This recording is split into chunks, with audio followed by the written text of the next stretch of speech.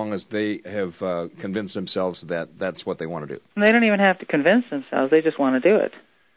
And an example that's used by a friend of ours who works with us is that suppose you're a starving person, and there is a heavy wooden door, and behind that door there is food, and you take an axe and you spend as much time and effort as necessary chopping on that door with the axe to get to that food. Mm-hmm. Well, a psychopath would do that even if the door was a human being, or 1,000 human beings, or 1,000,000 human beings.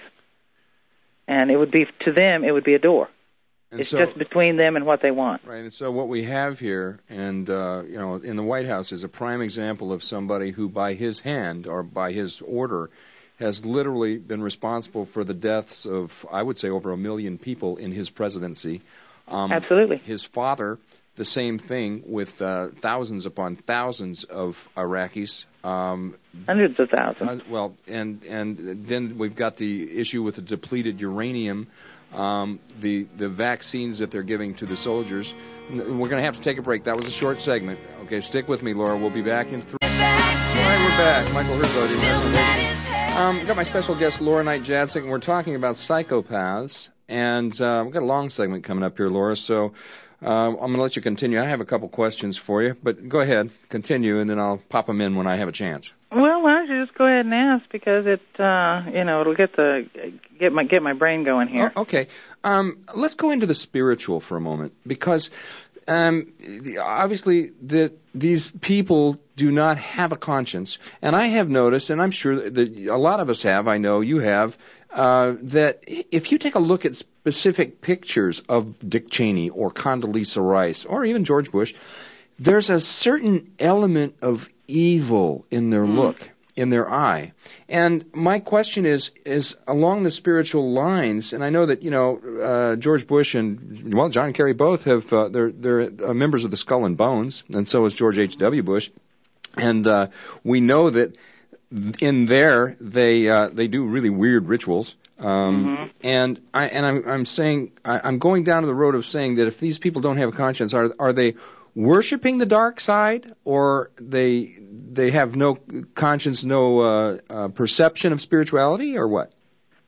Well, the funny thing about this is, and this is something that we've really asked some deep questions about and speculated about, and we've observed.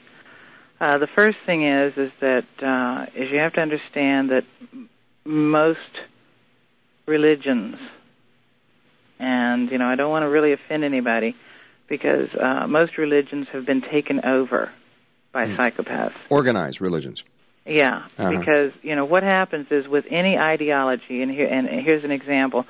Say, for example, the idea of communism. Communism was how the early Christians lived. Mm-hmm. How the so-called Jesus people lived. They lived communistically.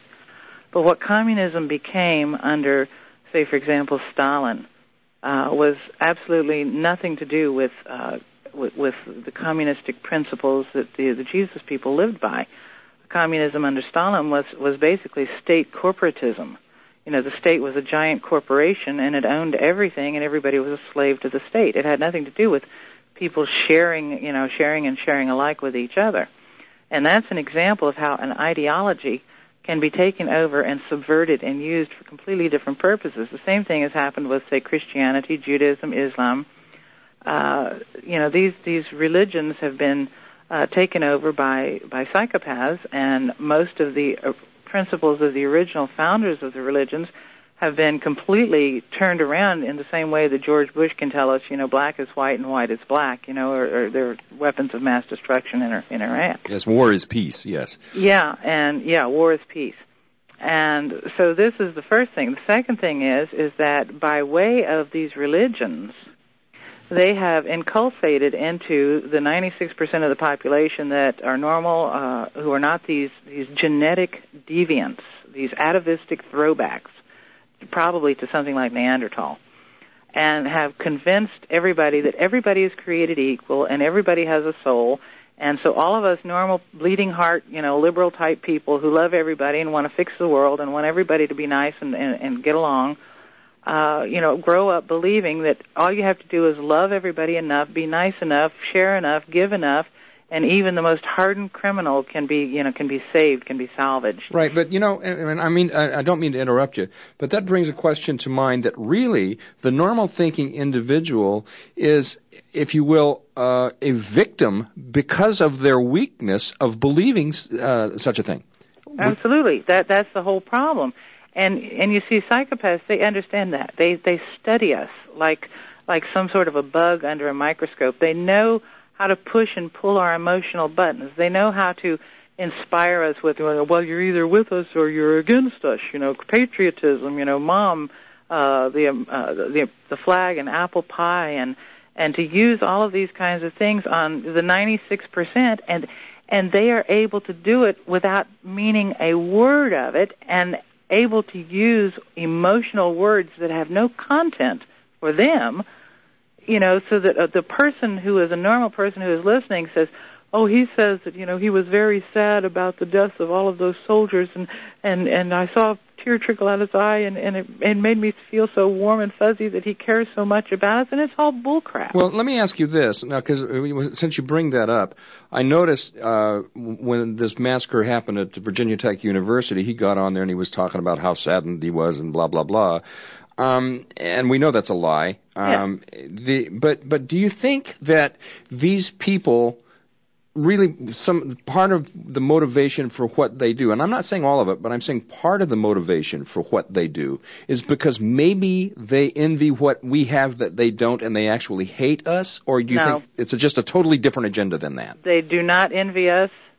If you watch that freaky alien movie, Independence Day, when the alien, was inside the glass cage. Oh, yeah. Mm-hmm. And the guy says to him, what do you want? What do you want from us?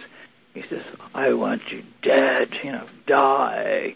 That's basically the whole thing with the psychopaths. They do not envy us. And any of them who come along and try to pull on your heartstrings by making you think that, oh, well, there's, I'm so sad, because you have something I can't have and I'll never have, and don't you feel sorry for me? That is a big trap. It's a pity trap, because one of the number one tools that the psychopath uses when they feel like they're losing control of their victim is the pity ploy. Feel sorry for me. I don't have what you have. You have such a rich life. No, they believe firmly that it is their destiny to rule the world, and they believe firmly that it is the destiny of everybody else to serve them.